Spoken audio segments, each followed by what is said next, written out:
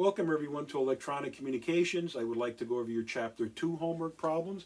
Question 1, what is the gain of an amplifier with an output of 1.5 volts and an input of 30 microvolts? Remember, the symbol for an amplifier is the triangle. Input voltage is here, output voltage is here. Expression for gain represented by capital A, output voltage divided by input voltage. I plug the numbers in and I get an overall gain of 50,000. Remember, gain has no units because voltage in the numerator, voltage in the denominator. Question 2, what is the attenuation of a voltage divider circuit like what is shown in figure 2-3 of your text, where R1 is 3.3K and R2 is 5.1K? I've redrawn the circuit. Here is the expression for the voltage divider. V out is equal to V in multiplied by R2 divided by R1 plus R2. I plug the numbers in. I get an overall attenuation factor of 0.61. Question 7. A power amplifier has an output of 200 watts and an input of 8 watts. What is the power gain in dB? For power, dB is equal to 10 times the log of P out divided by P in. I plug the numbers in and I get an overall power gain of 13.98 dB. Question 8. A power amplifier has a gain of 55 dB. The input power is 600 milliwatts. This time they're asking us to solve for the output power. So we have to manipulate the original expression algebraically. P out now is going to be equal to P in times the inverse log of the ratio, decibels as given in the problem, divided by 10. So I plug the numbers in, 600 microwatts, 600 times 10 to the minus third, times the inverse log of the ratio, 55 divided by 10, gives us an output power of 189,737 watts. Question 9, an amplifier has an output of 5 watts. What is its gain in dBm? All dBm means is we are referring the output power to a reference value, input power of 1 milliwatt. So dBm is going to be equal to 10 times the log of P out divided by 1 milliwatt.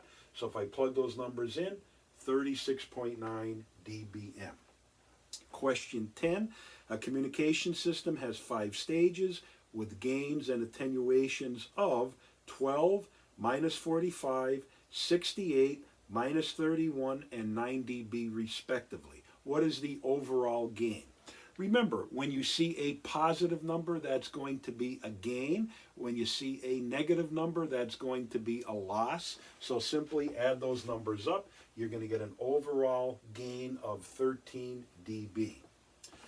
And then questions 11, 12, 13, and 14 should be a review.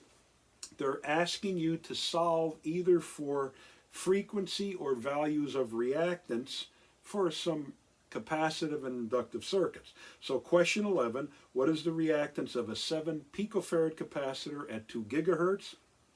Capacitive reactance X sub C is equal to 1 divided by 2 pi times the frequency times the value of the capacitance.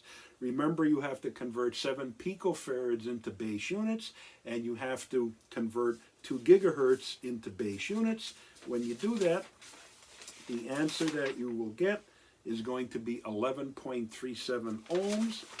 Question 12, what value of capacitance is required to produce 50 ohms of capacitive reactance at 450 megahertz?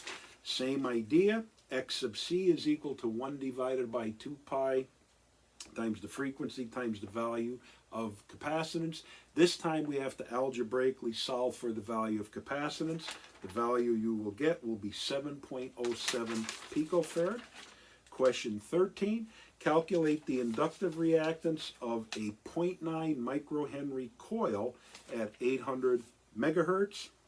This time we're going to use the value for inductive reactance. X sub L is equal to 2 pi times the frequency times the value of inductance.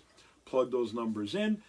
Question 13, you should get an answer of 4,521 ohms. And then lastly, question 14 asks you, at what frequency will a 2 microhenry inductor have a reactance of 300 ohms? This time we're solving for frequency, so if you plug the numbers in, you should get an answer of 23.89 megahertz. Thank you.